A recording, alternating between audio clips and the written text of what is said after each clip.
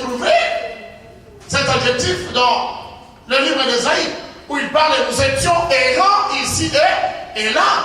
Et si Jésus est venu vers nous, c'est pour que nous ne puissions plus errer. Et vous allez aussi rencontrer dans les épîtres de Pierre le mot errer. Celui qui est errant n'est pas fixe. Il est changeant. Mais notre Dieu, il est inchangeable. Amen. Alléluia.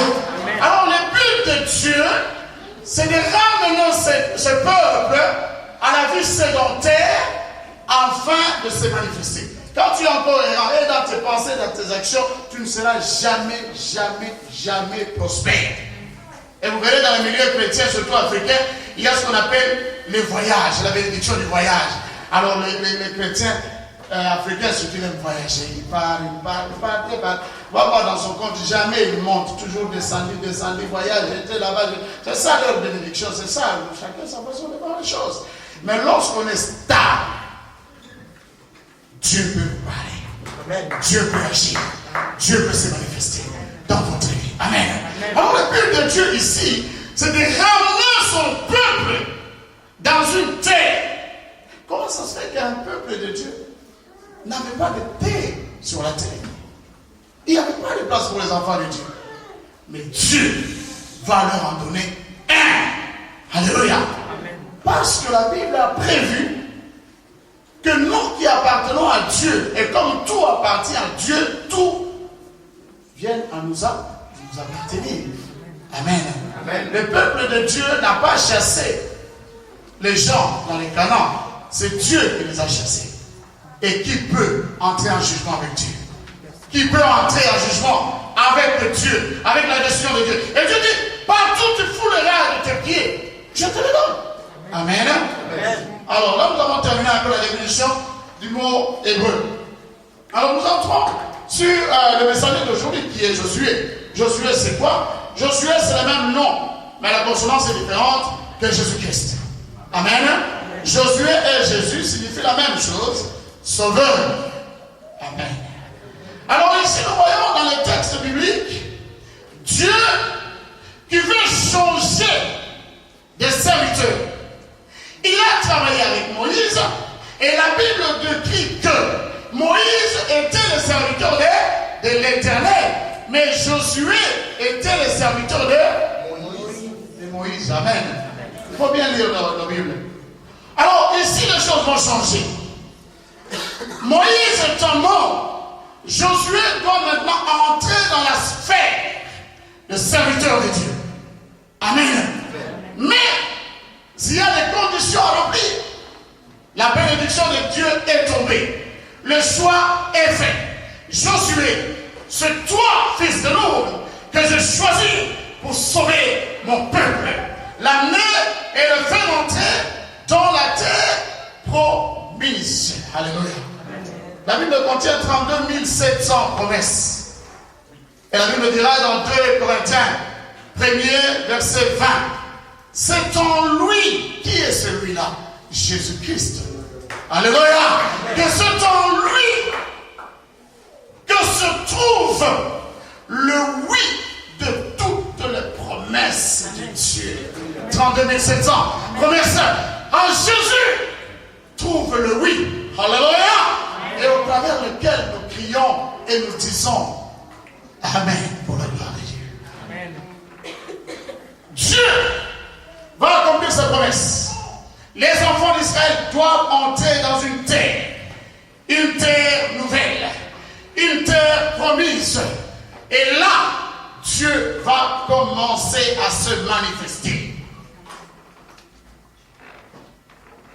Mais Dieu, dans son choix de Josué, n'a pas fait l'erreur. Il a choisi la bonne personne. Mais qui est Josué? Josué, la division de son nom, nous l'avons déjà fait. C'est le sauveur. Mais qui est Josué? Non, Josué, c'était un homme des armes. Il n'avait rien de spirituel. Il était un homme affecté aux armes. La guerre, c'était son affaire. C'était un grand stratège. C'était un grand homme de guerre. Il savait comment contrer l'ennemi et l'avoir à sa merci. Alléluia. Pour une fois, il a eu même la mission de quoique le peuple était géant, il a dit, si l'Éternel nous fait grâce, nous entrerons dans ce pays et nous vaincrons ces géants. Alléluia. Un homme fort, mais qui n'a pas regardé sa force, a regardé la grâce de Dieu. Alléluia. C'est pourquoi l'orgueil dans l'église, moi je m'exprime plus que tout le monde, j'ai des grands diplômes. Oui, vas-y avec tes grands diplômes. Mais en Christ, les meilleurs, ce sont ceux qui sont dépendants du Dieu Tout-Puissant. Alléluia. Voilà, Josué doit entrer avec le peuple d'Israël dans la terre promise. Alors, il y a quelque chose qui m'a beaucoup frappé parce que ces livres, on peut les développer dans plusieurs angles. Alors, je ne vais pas entrer dans le contexte des choses. Je vais simplement retirer quelques remarques de Dieu. Dieu dont toutes les promesses. Les promesses sont bonnes. Parce que c'est Dieu qui a promis. Ça va ça? Écoutez, si Dieu promet, il doit le faire. Mais si Dieu promet, lorsqu'il va le faire, il ne peut pas le faire avec n'importe qui. Vous comprenez? Il faut réunir certaines conditions pour être affecté de cette puissance de Dieu, afin que tu deviennes le canal par lequel Dieu accomplira ses promesses. Amen. Alors, qu'est-ce que c'est? Oh, mon Dieu, tu m'as oublié. Mon Dieu, qu'est-ce que j'ai fait? Parce que j'avais avorté. Non, c'est pas parce que tu as avorté. Oh, mon Dieu, pourquoi Seigneur, moi? Pourquoi Seigneur, moi? C'est comme si tu pouvais voir ma robe.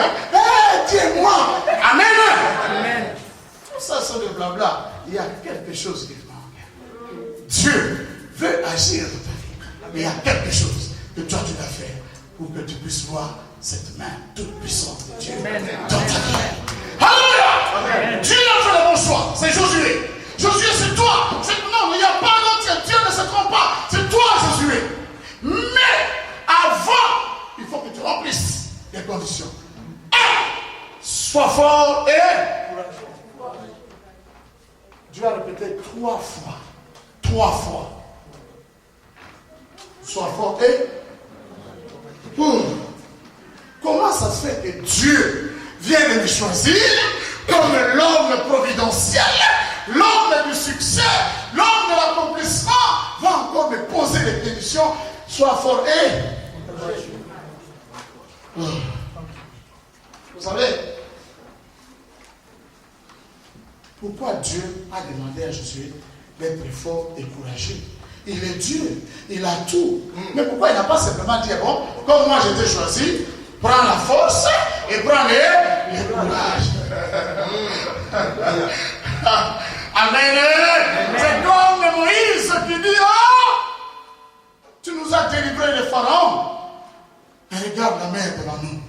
Dieu dit, mais qu'est-ce qui ne va pas, Moïse? Il dit, non, Seigneur, tu nous as fait sortir de l'Égypte pour que tu puisses encore nous faire tuer par le Pharaon. Regarde l'armée pharaonique, regarde la mer rouge devant nous. Et Dieu dit, mais qu'est-ce qui ne va pas, Moïse? Non.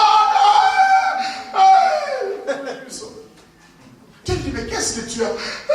J'ai simplement un bâton. Eh bien, je ne descendrai pas. Ce même bâton que tu as, tu viens d'oublier que tu viens d'accomplir 10 miracles avec ce même bâton. C'est ce bâton-là que tu dois étendre sur la mer et la mer va se mettre. Alléluia. L'oubli vous amène beaucoup loin des promesses de Dieu et de la puissance de Dieu. On a oublié. Amen. Oh! Dieu ne pouvait pas donner à Josué la force et le courage. Pourquoi? Parce que tout être humain, lors de la création, Dieu avait déposé en son sein la force et tout homme est fort, tout homme est courageux. Mais ces deux facultés ne sont pas souvent utilisées. C'est pourquoi on voit la différence dans la vie des gens.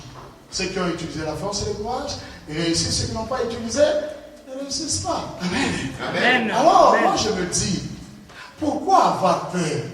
Si tu as peur, tu mourras. Si tu n'as pas peur, tu mourras. Mais celui qui n'a pas peur peut au moins savoir s'il réussira ou il ne réussira pas. Mais celui qui a peur, il dormira, il mourra pauvre. Il va toujours, oh non, parce que mon oncle m'a sorcelé. Il n'y a aucune sorcellerie qui peut atteindre celui qui a Jésus en son sein. Amen. Vous n'avez même pas besoin de délivrance. Je vais vous expliquer une chose. J'ai fait beaucoup de délivrances de sorciers. On m'amène un sorcier, il dit, pasteur, délivre, je ne délivre personne. C'est Jésus qui délivre. Toi, tu es sorcier, oui, Nadia qui est bon, tu as mangé, ok, manger aujourd'hui, tu vas digérer. Écoutez, alors, comment il va digérer cette histoire? Alléluia! Je l'amène simplement à recevoir Jésus-Christ dans sa vie. Quand Jésus entre dans la vie, la sorcellerie est bâtie. Il va faire 40 jours de jeûne pour un petit sorcier. Amen! Nous allons continuer. Amen. Josué soit courageux et fort. Dieu va répéter 3 fois. Pourquoi il doit être courageux et fort? Ce sont les conditions sine qua non de réussite et de succès de ces entreprises et de sa mission. C'est pas beau ça? Amen. Les seules conditions. Ce n'est pas l'argent. Quand tu mets l'argent dans les paniers, tu ne bénis pas Dieu, mais tu te bénis toi-même. Mais c'est ça l'argent. Hein? Quand tu donnes, ce n'est pas Dieu. Dieu n'est pas en crise. L'or et l'argent appartiennent à. Et quand toi tu donnes dans les paniers, tu te bénis toi-même. Tu fais la multiplication de ton avoir. Celui qui donne à Dieu ne manquera jamais d'argent. Même si ton compte ne gonfle pas, tout ce dont tu auras besoin, tu dois l'avoir au moment opportun. Applaudissons le Seigneur. Alors, pour mieux comprendre le courage que Dieu vient de demander à Josué d'avoir, nous allons prendre certains exemples parce qu'on n'a pas beaucoup de temps. On m'a dit 1 heure, mais 1 heure, c'est pas beaucoup. Alors, parce que ça c'est trop, hein, on peut en faire un livre de plusieurs pages. Ok, on va comprendre maintenant pourquoi le courage et la force. Voyons quelques personnes qui ont négligé la force et le courage. Alors nous comprendrons pourquoi Dieu a demandé à Josué d'être fort et courageux. Amen. Amen. Alors nous allons voir l'exemple de Job. Quelqu'un peut lire dans Job 3, 25. Rapidement, Job 3, 25. Le Dieu créateur des cieux, de la terre, le tout-puissant. Alléluia. Amen. Il témoigne de qui? De Job. Satan, as-tu vu, as-tu rencontré mon serviteur Job? Un homme intègre, un homme droit, qui se détourne du mal. Jesus. Est-ce qu'un homme comme ça, vraiment, le diable peut l'avoir? Non.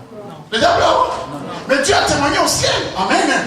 Mais écoutez pourquoi Job a perdu ses biens et Job est tombé malade. Pourquoi? Job 3, 25 dit ceci. Ce que je crains, c'est ce qui m'arrive. Ce que je redoute, c'est ce qui m'atteint. Vous comprenez? Ce n'est pas un péché d'avoir peur. Hein? Ce n'est pas un péché de redouter. Mais tu en subiras les conséquences. Malgré ta sanctification, je de Dieu, mais je ne vois rien. Peureux. Peureux. Peureux. Tu as même peur d'aller frapper à une porte d'un ministre peureux. Je suis africain. Je viens de l'Afrique.